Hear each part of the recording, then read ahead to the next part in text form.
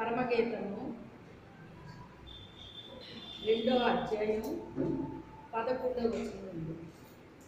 పరమగీతము 2:11. నా ప్రియురాల సుందరవతి లెగ్గు రమ్ము, చలికాలం గడిచిపోయి వర్షాకాలం తీరిపోయి వర్షమిక రాదు. దేశమంతటా పువ్వులు పూసి ఉన్నది, పిట్టలు కోలాహలం చేయ కాలం వచ్చేను. పావుల స్వరము మన దేశంలో వినబడుచున్నది, మంజూరపు కాయలు కప్పబగుచున్నవి, ద్రాక్ష చెట్టు కోతపట్టి సువాసన పెంచుచున్నది.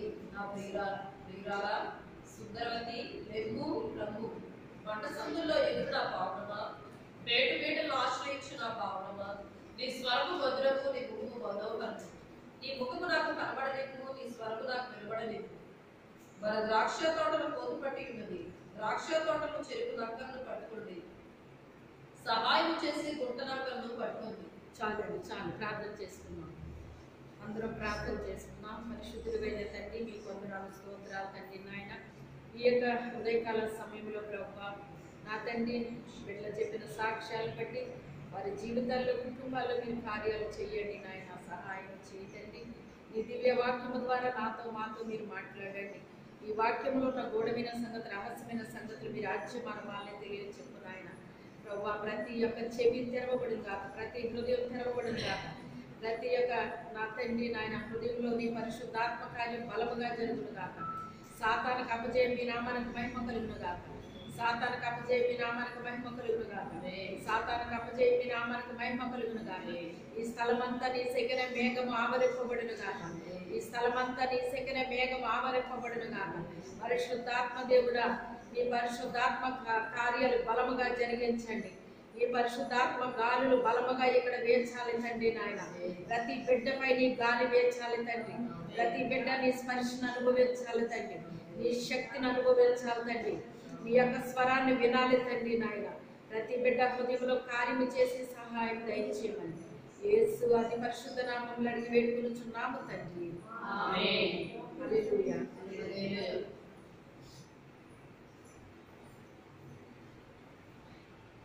ఈరోజు 2025లో మనకి మొదటి ఆదివారం అండి.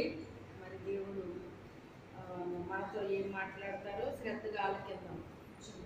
నా ప్రియురాల సుందరవతి లెమ్ము రమ్ము, చలికాలము గడిచిపోయేను, వర్షాకాలము తీరిపోయేను.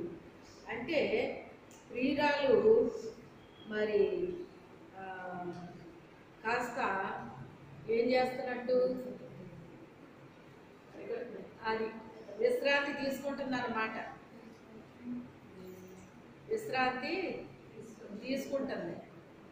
అందుకని లెమ్ము రమ్ము అంటున్నాడు. ఫస్ట్ లెమ్ అంటున్నాడు, తర్వాత రమ్ అంటున్నాడు. ఎక్కడికి రావాలంట? ఆయన కూడా వెళ్ళాలండి. ప్రియురాలు ఎక్కడికి వెళ్ళాలి? ఆయన కూడా వెళ్ళాలన్నమాట. ఎక్కడికి వెళ్దామని చెప్తున్నాడు? వర్షాకాలము తీరిపోయాను, వర్షమిక రాదు అని చెప్తున్నాడు అన్నమాట. వర్షాకాలం అయిపోయింది, చలికాలం కూడా గడిచిపోయింది. చలికాలం బాగా మనకు చలేస్తుంది. ఏం చేస్తుంది? చలేస్తుందండి.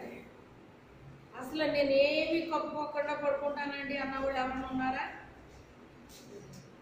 ఇప్పుడు చలికాలం కదా, చలి ఎక్కువైపోయింది కదా బాగానే. అయినా నేను దుప్పటి కప్పుకోవట్లేదండి, రగ్గు కప్పుకోవట్లేదు అన్నవాళ్ళు హల్లెలూయా చెప్పండి. లేదండి కప్పుకుంటున్నాను అన్నవాళ్ళు హల్లెలూయా చెప్పండి కదా. దుప్పటి కప్పుకుంటే ఏమో కానీ రగ్గు కప్పుకుంటే ఏమనిపిస్తుంది? ఇంకా అలా పడుకోవాలనిపిస్తుంది అన్నమాట అండి.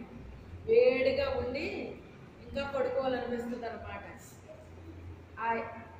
ఏడిద్దరిని నువ్వు ఎదురు చెయ్యాలమ్మా. నీ పక్కన కూర్చోబెట్టా, తను కూర్చున్నాడు ఈవిడే. అయితే చలికాలము గడిచిపోయింది. చలికాలం ఏమైపోయింది? అంటే ఇక విశ్రాంతి తీసుకునే కాలము అయిపోయిందని చెప్తున్నాడు అక్కడ. ఎప్పటి వరకు ఏమిచ్చాడంట సంఘానికి? విశ్రాంతినిచ్చాడు. నాకైనా మీకైనా ఎవరికైనా ఏమిచ్చాడు ఇప్పటి వరకుని? విశ్రాంతినిచ్చాడండి. విశ్రాంతినిచ్చాడు. ఇప్పుడు ఏమంటున్నాడు? లెమ్ము రమ్ము అంటున్నాడు అన్నమాట. ఎప్పటి వరకు ఎక్కడ ఉన్నావో, ఎప్పటి వరకు ఎక్కడున్నావో, ఏ పరిస్థితిలో ఉన్నావో ఆ పరిస్థితిలో నుంచి నువ్వేం చేయాలి? లేవాలి. నిద్రించుచున్న నీవు ఎక్కడున్నావని చెప్తున్నాడు పౌలు గారు? మృతుల మధ్య నిద్రపోతుందంటండి. ఎక్కడ నిద్రపోతుంది? మృతులు అంటే ఎవరు? జీవం లేని వ్యక్తులు ఎలా నిద్రపోతున్నారో ఈ వ్యక్తి కూడా అలాగే పడుకుందంటండి. నిద్రపో ఇంకా ముందుకు వచ్చే కొద్ది పడుకుంది, కానీ ఆవిడ మేలుకుని ఉందని చెప్తుంది అక్కడ వాక్యం. నేను నిద్రించి తినే కానీ ఏం చేయలేదట? మర్చిపోయారా?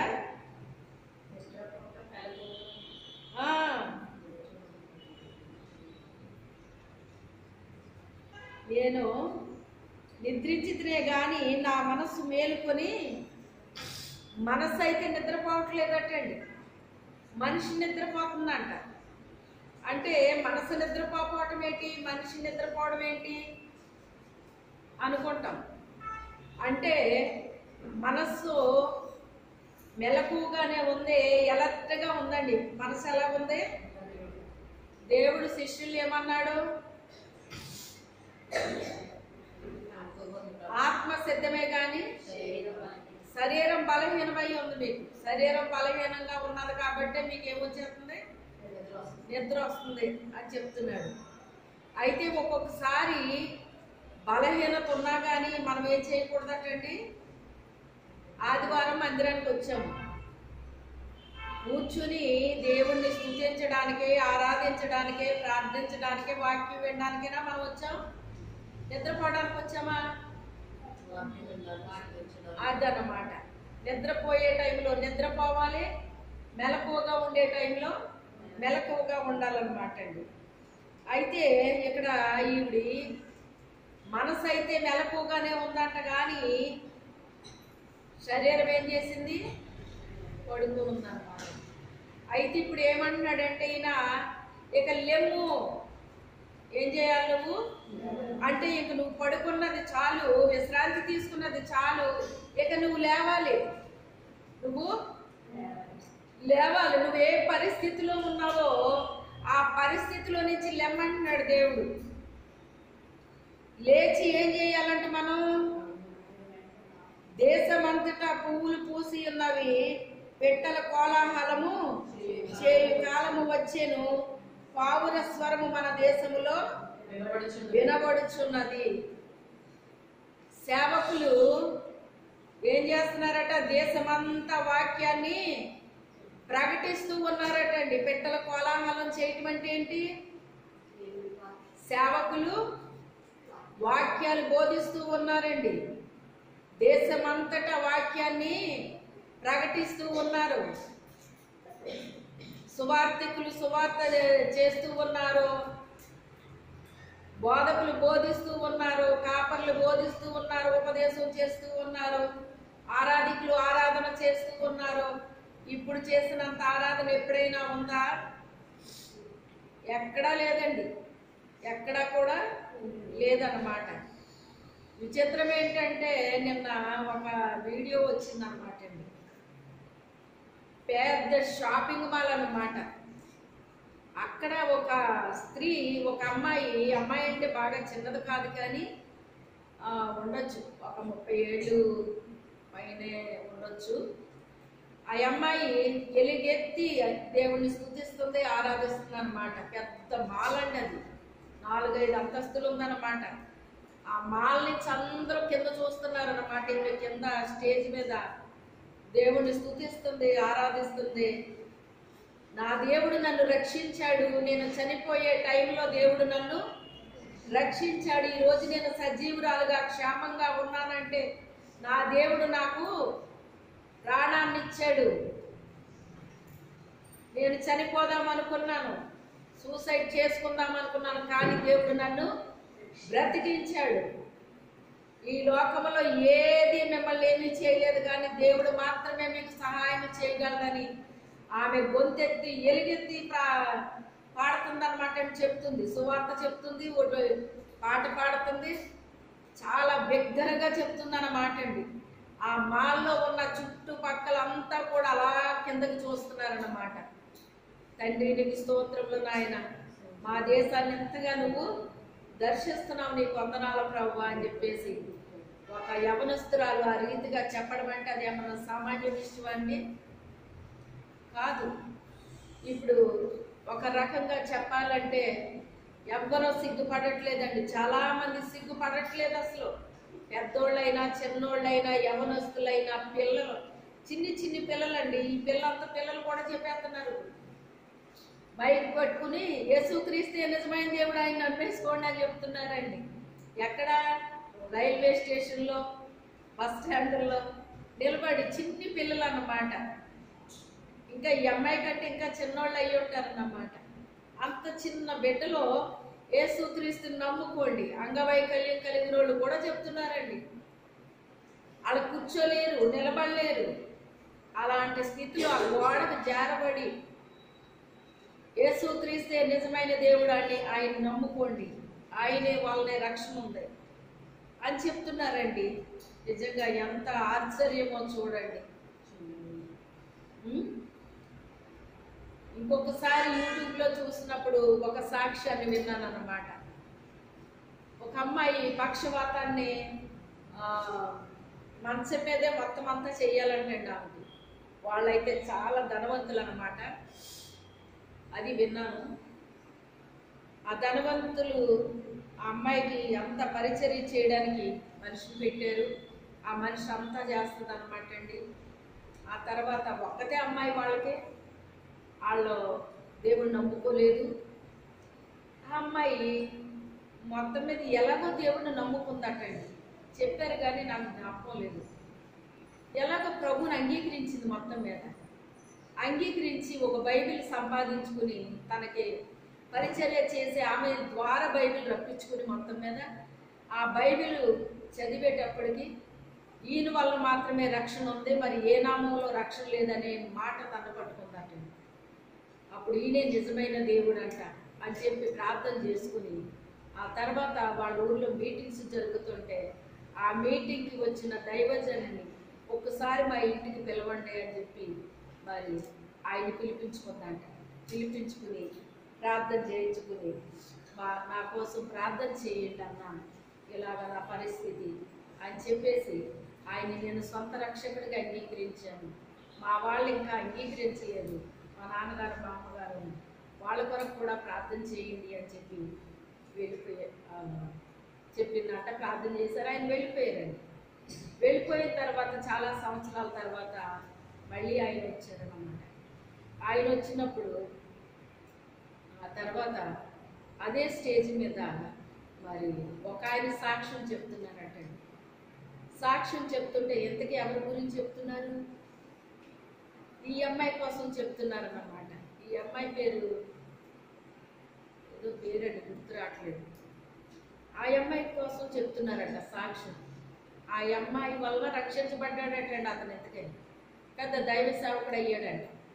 అయితే ఆయన చెప్పిన సాక్ష్యం విని ఇప్పుడు ఆవిడ ఎక్కడున్నారు, ఎలా ఉన్నారని ఈ దైవ సేవకుడు అడిగాడు. అడిగితే ఇప్పుడు ఆవిడ లేరు, చనిపోయారు అని చెప్పేసి అన్నారటండి. అయితే మరి నువ్వు ఆమె ద్వారా రక్షణలోకి వచ్చావు అని చెప్తే వాళ్ళు తండ్రి గారు ఆమె పేర చాలా ధనం వేసేసారటండి బ్యాంకులోని. వడ్డీ తీసుకోవడానికి వెళ్ళేదటండి, నెల వడ్డీ తీసుకోవడానికి వెళ్ళేదంట. ఆమెని ఆ రిక్షా అతను పట్టుకుని ఆ రిక్షాలో వేసుకుని తీసుకెళ్ళి కూడాటండి. ఆమె కేవలం సంతకం పెట్టేసి ఆ మనీ తీసుకునేదన్నమాట. మళ్ళీ ఆయనే ఎత్తి రిక్షాలో పెట్టి కూడాటండి. అలాగా మరి ఆవిడ కొన్ని స్కూల్స్ దగ్గర కానీ కాలేజెస్ దగ్గర కానీ అలాగా కొన్ని చోట్ల అక్కడ పెట్టమని ఆ రిక్షాని పెట్టమని యేసు క్రీస్తే దేవుడు, ఆయన వల్లనే రక్షణ ఉంది అని బిగ్గరగా అరిసిదంటండి ఆవిడ.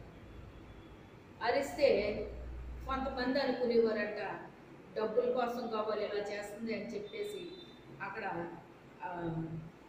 ఆమె పడుకున్న స్థలంలో వాళ్ళు ఇవ్వాలనుకున్న డబ్బులు అక్కడ పెట్టేసి వెళ్ళిపోతూ ఉండేవారంట. మీ డబ్బులు నాకు అక్కర్లేదు, దేవుడు నన్ను పోషిస్తున్నాడు, మీ డబ్బులేమీ నాకు అక్కర్లేదు, కానీ మీరు యేసుక్రీస్తుని నమ్ముకోండి, ఆయనే నిజమైన దేవుడు అని చెప్పి ఆమె ఎలుగెత్తి చెప్పేదంటండి. అలా చెప్పినప్పుడు అనేక మంది రక్షణలోకి వచ్చారంటండి. హల్లెలూయా. అనేక మంది రక్షణలోకి వచ్చారట. కొన్ని కరపత్రికలు పంచిపెట్టిందటండి. అలా అక్కడ పెట్టిన కరపత్రికలు తీసుకుని వెళ్ళేవారటండి. ఆ రీతిగా ఆమె మాట విన్న అనేక మంది, మొత్తం మీద 800 మంది ఎంతమందో బాప్తిసం తీసుకున్నారటండి. హల్లెలూయా. తీసుకున్నారట, సేవకులు అయ్యారంట. ఈ రోజు నేను ఇలాగా సేవకుడిని అయ్యాను అంటే ఆమె వల్ల మాత్రమే నేను సేవకుడిని అయ్యాను అని చెప్పి ఆయన సాక్ష్యం చెప్పాడటండి. నా ఆత్మీయ తల్లి నన్ను ఈ రీతిగా మరి నాకు సువార్త చెప్పారు ఆవిడ, ఆ సువార్త విని నేను రక్షించబడ్డాను అని చెప్పి ఆవిడ నా ఆత్మీయ తల్లి అని చెప్పి చెప్పారటండి. చెప్పినప్పుడు ఇప్పుడు ఆవిడ ఎలాగున్నారు అని చెప్పి కూర్చున్న తర్వాత అడిగితే ఇప్పుడు ఆవిడ లేరు, చనిపోయారు. ఒక అంగవైకల్యం కలిగిన ఆమె కూర్చోవడానికి కానీ నిలబడడానికి కానీ ఏమన్నా అవకాశం ఉందండి? ఏ అవకాశం లేదు. మనకి ఎన్ని ఇచ్చాడండి దేవుడు? మన అవయవాలన్నీ కూడా చక్కగా ఉన్నాయన్నమాట. అయినప్పటికైనా ప్రభు కొరకు మనం ఎంత ఉపయోగపడుతున్నామో మీరు ఒకసారి ఆలోచించండి. ప్రభు కొరకే ఎంత మనం ఉపయోగపడుతున్నాం, రక్షణ సువార్త చెప్పగలుగుతున్నామా ఎవరికైనా? ఆలోచించుకోండి. మీరు ఈ నూతన సంవత్సరంలో అయినా ఒక తీర్మానాలు చేసుకోవాలి మీ హృదయంలో. ఎందుకంటే దేవుడు రాకడ సమీపమైపోతుంది. ఏమీ తెలియని వాళ్ళు ఎలా వచ్చేస్తున్నారు, అలా ప్రకటించేస్తున్నారు దేవుడిని. అలా నమ్ముకొని వెంటనే ఏం చేస్తున్నారు? ఈ దేవుడు గొప్పవాడు అని చెప్పడం మొదలు పెడుతున్నారండి. సిగ్గుపడట్లేదు వాళ్ళు అసలు. దేవుని గురించి చెప్పడానికి సిగ్గుపడట్లేదండి. నా చిన్న వయసులో దేవుని గురించి చెప్పడానికి సిగ్గుపడలేదండి. చిన్న వయసు అనే కాదు, ప్రతి వయసులో కూడా నేను చెప్పేదాన్నండి. ఇప్పటికీ కూడా ప్రయత్నం చేస్తూనే ఉంటాను అన్నమాట. ఎంత పాడైపోయిన వాళ్ళైనా కూడా వాళ్ళని ఏదో రీతిగా ప్రభువులోకి నడిపించడానికే ప్రయత్నం చేస్తానండి. నేను చేయగలిగిన ప్రతి ప్రయత్నం కూడా నేను చేస్తాను. ఊరుకుని టైం ఎప్పుడూ ఖర్చు పెట్టనండి. ఎందుకంటే అన్నిటికంటే విలువైంది టైం అండి. డబ్బు కన్నా బంగారం కన్నా అన్నిటికంటే విలువైంది టైం. అంత విలువైన టైంని నేను ఖర్చు పెడుతున్నాను అంటే నా ప్రయత్నము నేను చేస్తాను నేను. ఎందుకంటే ఏదో ఒక మాట అయినా వాళ్ళలో పని చేయకుండా ఉండదు. ఎందుకంటే నా పని నేను చేస్తాను, ప్రభువుకి అప్పగించేస్తాను. వాళ్ళు ప్రభు నా పని నేను చేశాను, మీ పని మీరు చెయ్యండి అని చెప్పి వాళ్ళని ప్రభువుకి అప్పగిస్తానండి. ఎప్పుడు కూడా అది ఫెయిల్ అవ్వదన్నమాట. ఎప్పుడు కూడా ఫెయిల్ అవ్వదండి. ఎందుకంటే హృదయంలో కార్యము చేసేది పరిశుద్ధాత్మ దేవుడు. ప్రత్యక్షంగా చెప్పాల్సింది మనము, కార్యము చేయాల్సింది ఆయన చేస్తాడు. మనం చేయలేము. వాళ్ళ హృదయాలను మనం తిప్పలేము. కానీ ఎవరు తిప్పుతారు? దేవుడు తిప్పుతాడండి, మనం తిప్పలేము. ఎంతవరకు విశ్రాంతి తీసుకునే సంఘం దేవుడు చెప్తున్నాడు ఈరోజు మనకి, ఇక విశ్రాంతి తీసుకున్నది చాలు, మీరు లేవాలి, ఇక లేవాలి. మీరు లేచి ఏం చేయమంటున్నాడో చదవండి. దేశమంతా కురులు పూసినది, పెట్టెల కోలాహలం చేయి కాలం వచ్చింది. పావుల స్వరము మన దేశంలో వినబడుచున్నది. అంజూరపు కాయలు పక్కపడుచున్నది, ద్రాక్ష చెట్లు పూతపట్టే సువాసన ఉంచున్నది. నా ప్రియురాల సుందరవతి లెమ్ము రమ్ము. బండ సందులో ఎగురు నా పావురమ్మ, పేటు పేటను ఆశ్రయించు నా పావురమ్మ. నీ స్వరము మధురము, నీ ముఖము మనోహరము. నీ ముఖము నాకు కనబడనివ్వు, నీ స్వరము నాకు వినబడనివ్వు. చాలండి, చాలు. అయితే మనము చెయ్యాల్సిన పని అంట మనము చెయ్యాలి అని చెప్తున్నాడు ఆయన. పిట్టల కోలాహలం చేస్తున్నాయి దేశంలో. దేశమంతా కూడా పావుర స్వరం వినబడుతుంది. అంటే పరిశుద్ధాత్మని యొక్క స్వరము దేశం అంతటా వినబడుతుంది.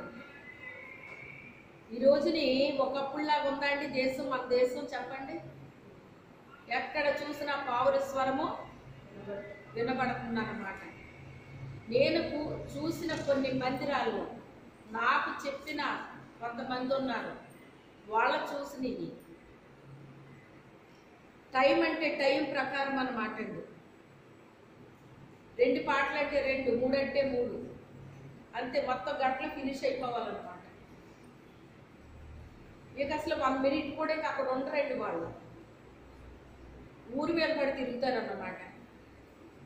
ఆ షాపింగ్ మాల్కి వెళ్ళి, ఆ రెస్టారెంట్లకి వెళ్ళి, అక్కడికి వెళ్ళి, ఎక్కడికి వెళ్ళి, అవి కొనుక్కొని ఆ రీతిగా టైం గడుపుతారు. కానీ ఒక్క నిమిషం కూడా మందిరంలో ఉండడానికి ఇష్టపడట్లేదు. తెలుసా మీకు ఆ సంగతి? అంటే ఏం ఆరాధనలు జరుగుతున్నాయి? ఆరాధన జరుగుతుందా లేదా చెప్పండి. మందిరాల్లో ఆరాధన జరుగుతుందా లేదా?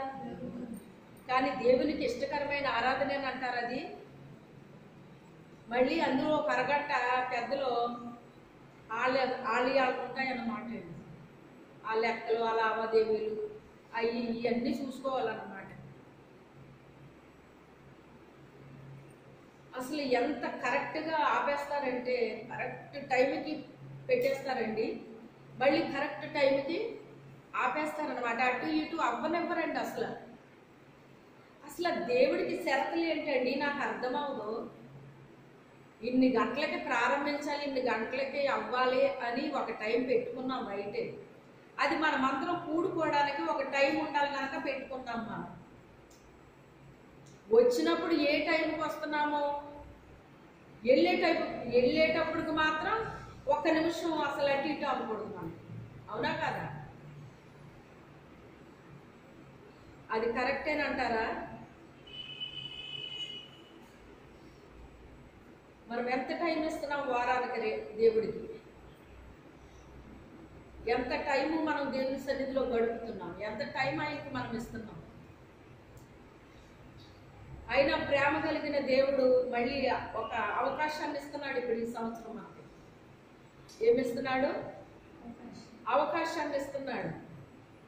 ఎప్పటి వరకు నువ్వు తీసుకున్న విశ్రాంతి చాలు, ఎప్పటి వరకు నువ్వు కూర్చున్నది చాలు, నువ్వు చేసుకున్న పనిపాటలు చాలు. అంటే పని పాట చేసుకోవద్దని కాదు, దాని మీద శ్రద్ధ వహించావు ఇప్పటి వరకు, అదే ముఖ్యం అనుకున్నావు. ఇప్పుడు మన దృష్టి దేని మీద పెట్టాలంటున్నాడు ఆయన? ఇప్పుడు పూతలు పట్టినవి. ఏం పట్టినవి అంట? పూతలు పట్టినవి అంట. ఆమె గురించి మాట్లాడేటప్పుడు చాలా చక్కగా మాట్లాడుతున్నాడు ఆయన. నా ప్రియురాల సుందరవతి అంటే ఆయనకి ప్రియమైన బిడ్డ, ఆయనకి ప్రియమైన సంఘము, ఇలా చెప్పుకోవచ్చు మనం. బండ సందుల్లో ఎగురుతుందంట. పేటు బీటులను ఆశ్రయించు నా పావురమ్మ. అంటే ఒక్కొక్కసారి సాతానుడు అనేక శ్రమల ద్వారా మనల్ని తరిమేస్తూ ఉంటాడండి. తరిమేసినప్పుడు ఇది ఎక్కడికి వెళ్తుందంట? పేటు బేట అంటే బేట అనమాట అండి. సందు వేరు, బేట వేరండి. బేట అంటే చిన్నిది ఉంటుంది. అవునా కాదా?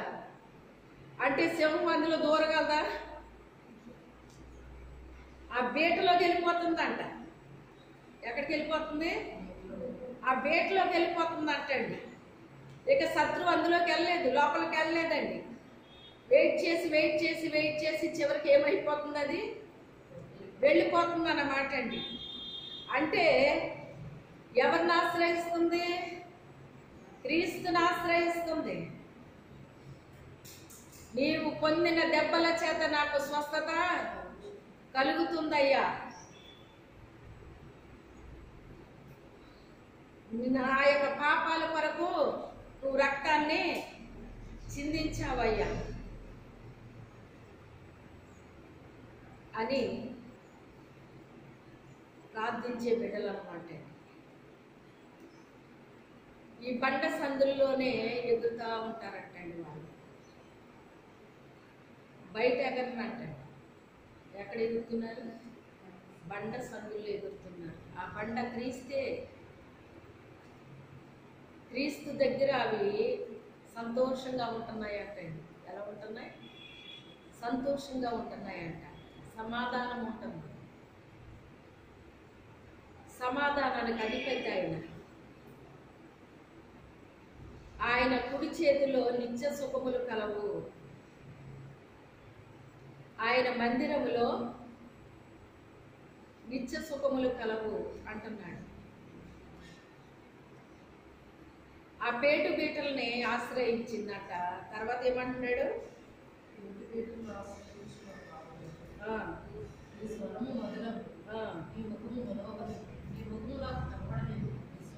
నీ ముఖము నాకు కనబడనిమ్ము, నీ స్వరము నాకు వినబడనిమ్ము.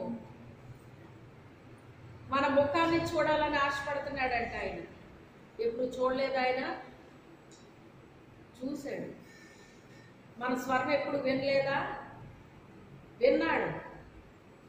కానీ ఆయన మరలా మనల్ని చూడాలనుకుంటున్నాడంట. ఒకసారి 2011లో అనుకుంటా రాజమమ్మంగిలో మీటింగ్స్ జరిగినాయండి. అప్పుడు నువ్వు వచ్చినట్టున్నావు కదా, రాలేదా? అక్కడ మీటింగ్స్ జరిగితే 2 రోజులు జరిగిన తర్వాత ఇదే వాక్యం ద్వారా నాతో మాట్లాడాడు దేవుడు.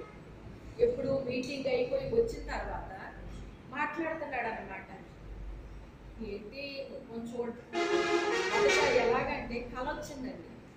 ఆ కళలో నీ ముఖాన్ని నేను చూడాలనుకున్నాను, నీ స్వరాన్ని వినాలనుకున్నాను, అందుకే ఇది ఏర్పాటు చేయమని తండ్రిని అడిగాను అని మాట్లాడుతున్నాడండి ఆయన కళలో నాతో. అది ఇందులో ఉందని నాకు తెలియదు. నేను చాలాసార్లు చదివాను.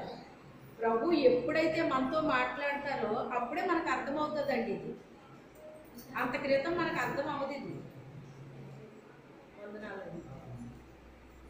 అప్పటి వరకు మనకు అర్థం అవ్వదండి. ప్రభు ఎప్పుడు ఆ మాట ద్వారా మనతో మాట్లాడాలనుకుంటున్నారో అప్పుడే మనకు అర్థమవుతుంది. అది అంత క్రితం మనం ఎన్నిసార్లు మాట్లాడినా మనకు అర్థం కాదు. అది అయితే నాకు ఈ కళ ఇలాగొచ్చిందండి.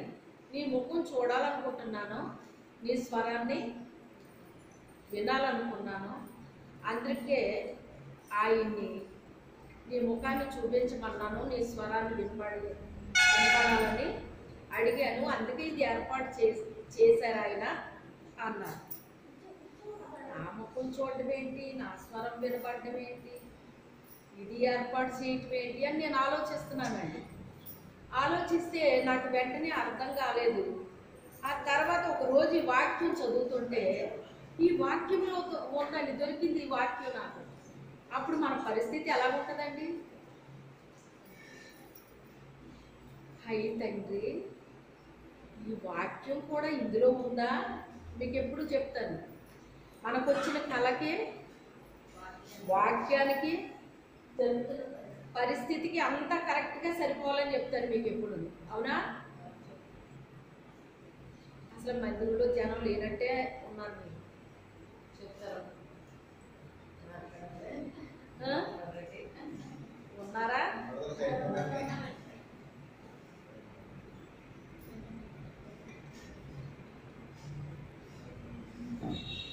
అప్పుడు నాకు అర్థమైంది ఏంటి అంటే, ఒక మీటింగ్లో మాట్లాడాలని కూడా ఈయన కోరుకుంటారా? నా ముఖాన్ని చూడాలి, నా స్వరాన్ని వినాలంటే ఇదా అర్థము అని నాకు అప్పుడు అర్థమైందండి. అప్పటి వరకు నాకు తెలియలేదు ఈ విషయం. నేను చాలాసార్లు మీటింగ్స్కి వెళ్ళాను, చాలాసార్లు ఉపయోగపడ్డాను, కానీ ఎప్పుడు నాకు ఈ విషయం అర్థం అవ్వలేదు. ఆ రోజు అర్థమైందండి. 2011లో ఈ మాట నాకు దర్శనం ఇవ్వడం, ఆ తర్వాత వాక్య రూపంలో మాట్లాడడం, అది ఇది అన్నీ ఒకటిగా సరిపోయింది. జరిగిన దానికి, వాక్యానికి, నాకు ఇచ్చిన కళకి కరెక్ట్గా సరిపోయింది అన్నమాట. దేవుడు చాలా ఖచ్చితంగా మాట్లాడతాడండి మనతో. ఆయన కరెక్ట్గా మాట్లాడతాడు. ఆయన కొన్ని మనకి జరిగే వరకు అర్థం అవ్వవు, కొన్ని జరిగిపోతాయి, కానీ అయినా అర్థం అవ్వవు.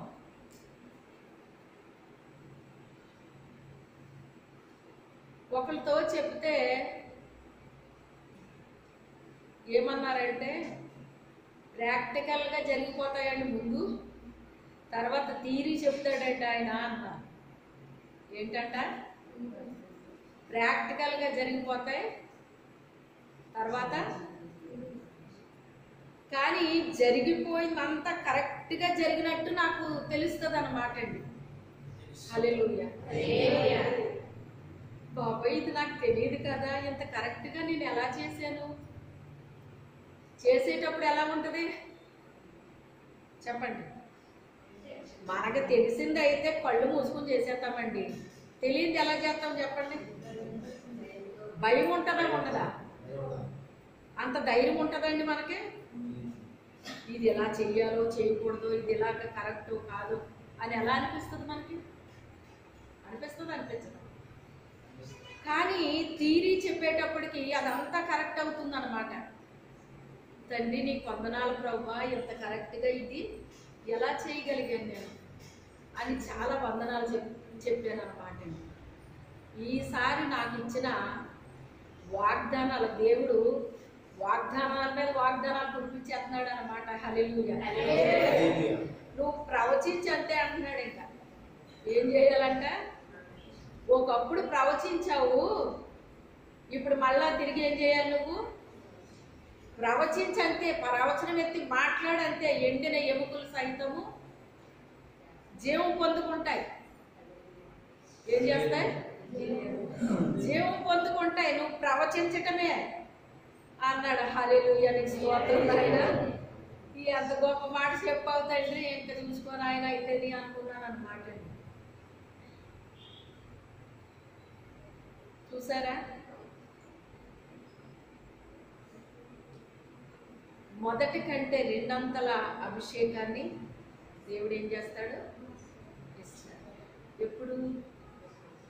మనం ఆయన చెప్పింది చెప్పినట్టుగా వినాలి, చెయ్యాలి, అనుసరించాలి. అయితే చాలా శ్రమలు వస్తాయండి. మనం రక్షించబడ్డాం కదా అని చెప్పేసి పువ్వుల బాటలాగా ఏమి ఉండదు. ఇది రక్షించబడిన కొత్తలో ఎలా ఉంటుందండి మన పరిస్థితి? ఇంకా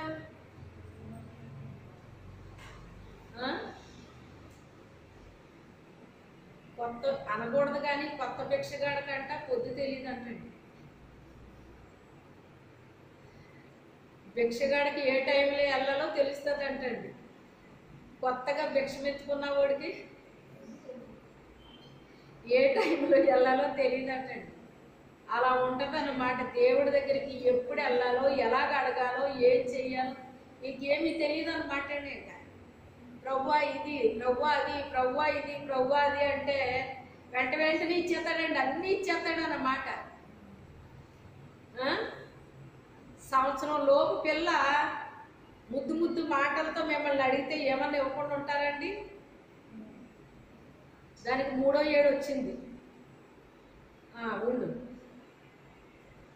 5వ ఏడు వచ్చింది, ఇప్పుడు అవసరమా? 10వ సంవత్సరం వచ్చింది. సంవత్సరాలు పెరిగే కొద్ది ఎలా ఉంటుంది ఇప్పుడు చెప్పండి? అంటే పిల్లంటే ప్రేమ లేదా? చెప్తే అర్థం చేసుకోవే నువ్వు. అర్థం అవట్లేదా నీకు? ఎంత పెరిగావు చూసావా? తాడి చెట్లా పెరిగావు, కానీ ఏం పెరగలేదు. అంటారా అనరా? అంటే చిన్న వయసులో ఉన్న ప్రేమ ఎదిగే కొద్ది లేదని అర్థమా? చెప్పండి. ప్రేమ ఇంకా పెరుగుతుంది వాళ్ళ మీద. చిన్న వయసులో ఉన్నట్టు ఉండదు ఆ ప్రేమ. ఎదిగే కొద్ది వీళ్ళ కొరకు ఏమి నేను సిద్ధపరచాలా, వీళ్ళకి నేను ఏమి చెయ్యాలా అని వాళ్ళ ఏజ్కి సంబంధించినవన్నీ కూడా మీరు ఏం చేస్తారు తల్లిదండ్రులుగా? మీ సుఖాన్ని, మీ సంతోషాన్ని, మీ వస్త్రాలని, మీ ఆహారాన్ని, మీ నిద్రని, మీ అన్నీ కూడా ఏం చేస్తారు మీ బిడ్డల కోసం? త్యాగం చేస్తారు. మీరు చేసిన త్యాగం మా పిల్లలకి ఏమైనా అర్థమవుతుందా? ఎంత కూడా అర్థం అవుతాడు. చీమరెక్కంత కూడా అర్థం అవ్వదు. అసలు ఇదంతా చేసేది నీకోసమేరా అని మీరు అనండి. అసలు ఏం చేసావమ్మా నువ్వు నా కోసం?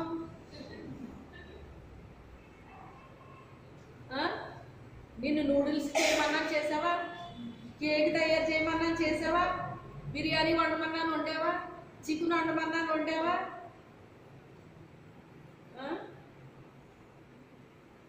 అంటారా అనరా? పోస్ని చికెను బిర్యానీ కానీ నీకు స్కూల్ ఫీజు ఎలా కట్టాలని మేము ఆలోచిస్తున్నావా? మరి ఇప్పుడు అందరూ కూడా మంచి మంచి స్కూల్లోనే కదా జాయిన్ చేశారు. ఫోన్లేమో వచ్చి నెల ఇద్దరుగానే అంటారు వాళ్ళు ఏమన్నానే.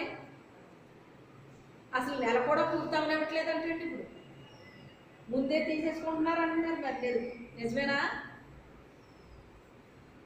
ముందు నుంచి అడిగేస్తున్నారండి అంటున్నారు. అంటే ఎంత ఆలోచిస్తున్నారా బిడ్డ కోసం? మీరు తన ఫ్యూచర్ కోసం ఆలోచిస్తున్నారు. ఇప్పుడు సంవత్సరం లోపల ఫ్యూచర్ కోసం ఆలోచించడం.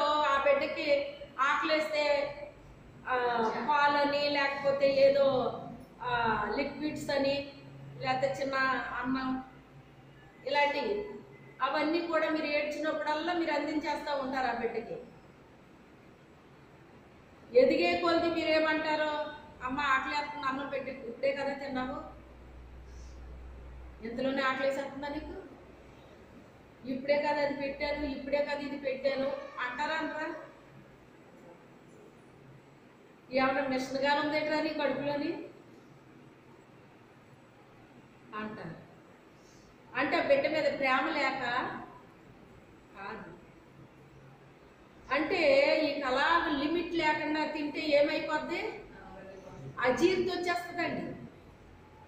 ఇంట్లో లేక కాదు, వాడికి అరుగుతుందా లేదా ఎంతకని చూసుకుంటారు తల్లి. ముఖ్యంగా తల్లి చూసుకుంటుంది ఆ విషయాన్ని తండ్రి కంటే ఎక్కువ. అంటే తండ్రికి ప్రేమ లేదని కాదు, కానీ తండ్రి అప్పుడే వస్తారనమాట బయట నుంచి. ఆడిందాక నుంచి అడుగుతున్నాడు కదా, అడుగు పెట్టవచ్చు కదా అంటాడు ఆయన. ఈ లోపల ఈడెన్ని పంపించేశాడో లోపలికి ఆయనకి తెలియదు. పోన్లే తింటే తిన్నాళ్ళే పెట్టు అంటాడు ఆయన. నీ ముఖము చూడాలని ఉంది, నీ స్వరము వినాలని ఉంది. ఎందుకు ముఖం చూడాలని ఉంది? ఆ ముఖము ఆయనకి ఎలా కనిపిస్తుందంట? సుందరంగా కనబడుతుందటండి. ఎలా కనబడుతుంది? సుందరంగా కనబడుతుంది.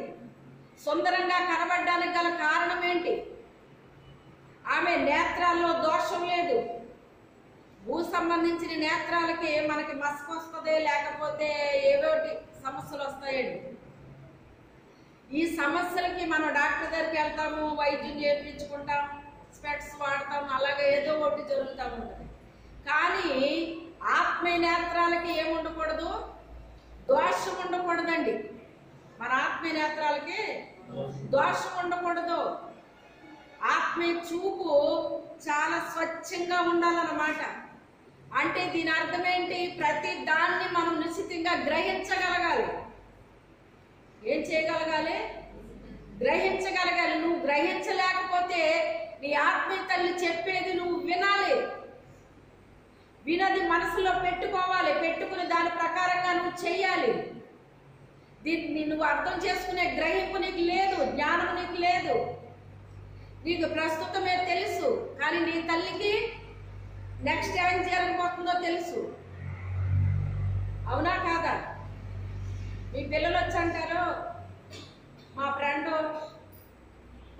అని చెప్తారు. ఆ పిల్లల గురించి, పిల్లడి గురించి.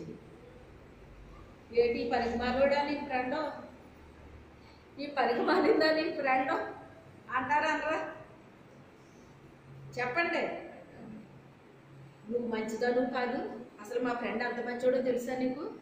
మా ఫ్రెండ్ అంత మంచిదో తెలుసా అంటే నీకు ఎలా ఉంటుంది అప్పుడు? చెప్పండి. ఈసారి ఫ్రెండ్ అన్నావంటే నీకన్నీ కట్ అయ్యాక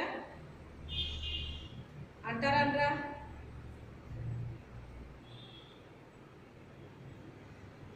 అంటే తల్లికి తెలుసు వాళ్ళ యొక్క పరిస్థితులు ఏదో తల్లికి తెలుసు, కానీ బిడ్డగా నీకు కొన్ని పరిస్థితులు తెలియవు. కొద్ది తెలుస్తాయి కానీ అన్నీ తెలియవు. అందుకే నువ్వెంత పెద్దదాని అయిపోయినా ఎక్కడ ఉండాలి? అమ్మ చాటునే ఉండాలి. ఎక్కడ ఉండాలి? అమ్మ చాటున ఉండాలి. అమ్మ చెప్పింది వినాలి. ఆమె వద్దు అంటే వద్దు అంతే. ఎందుకు వద్దు ఏంటి ఇవన్నీ అడగకూడదండి. మా అమ్మగారు కూడా ఇలాగే మాట్లాడేవారండి. ఏదైనా నీ ఎందుకమ్మా అలాగా, అదేంటమ్మా అంటే నీకు అవసరం అమ్మా అంతే. ఎందుకు ఇది ఇలాగన్నావు అని అడిగితే వద్దు అన్నాను అంతే. వద్దు అన్నటప్పుడు ఇంక అడగకూడదు నువ్వు. ఇంతేనండి. మరి నువ్వు చెప్పకపోతే నాకు ఎలా తెలుస్తుంది? నువ్వు చెప్పు అని ఏ ఒక్క రోజుని నేను అడగలేదండి ఆవిడ్ని. అందుకే అందరూనే మీ అమ్మాయి బంగారం అండి అంటే నిజమేనండి, మా అమ్మాయి బంగారమేనండి అని మురిసిపోయేవారు. మా అమ్మగారు, మా నాన్నగారు, మా అన్నయ్యోళ్ళు, మా వదినోళ్ళు కూడా. ఎందుకని? పెద్దోళ్ళు చెప్పిన మాట మనము వినాలి. కొన్ని మాటలు వినాలండి. తెలియని వాళ్ళు చెప్తే వినకపోయినా పర్వాలేదు, కానీ తెలుసున్న వాళ్ళు చెప్తే వినాలండి. తప్పకుండా వినాలి. మనమే ప్రయోజకులం అవుతాం. మనమే ప్రయోజకులం అవుతాం. ఆ ముఖం ఎందుకు చూడాలనుకున్నాడు ఆయన? ఆమెకి దృష్టి లోపము లేదు. అలాగే చెవులు కూడా దురద చెవులు కాదు. చెవులు కొన్ని చెవులు ఎలా ఉంటాయన్నాడు ఆయన? కల్పనా కథలను వినాలని దురద చెవులు కలిగి ఉంటారటండి. తర్వాత నాలుక, జీవమును గూర్చి ప్రకటించే నాలుకగా ఉండాలి. పెదవులు పవిత్రంగా ఉండాలండి. పవిత్రమైన మాటలు మనం చెప్పాలండి. పరిశుద్ధమైన మాటలు మనం చెప్పాలండి. దేవుని అగ్ని చేత మన నాలుక, పెదవులు కాల్చబడాలి.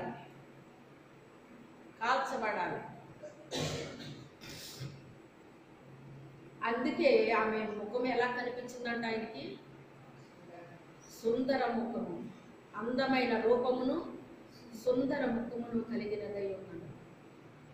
తర్వాత ఆమె స్వరము వినాలనుకుంటున్నాడంట ఆయన. ఆమె ఎలుగెత్తి ఏం చెప్తుంది? కృపగల ఉపదేశాన్ని బోధిస్తుందండి. ఏం చెప్తుంది? కృపగల ఉపదేశాన్ని బోధిస్తుందండి. సమాధాన సువార్త ప్రకటిస్తుందండి. క్రీస్తు కొరకు ఆమె చెప్తూ ఉందండి. మీరు క్రీస్తు రక్తంలో కడగబడండి, ఆయన ఆత్మ చేత నడిపించబడండి, ఆయన అభిషేకాన్ని పొందుకోండి, ఆయన మాటలు మీ హృదయంలో భద్రం చేసుకోండి. ఇవన్నీ ఏం మాటలండి? దేవుని మాటలండి, దేవుని మాటలు.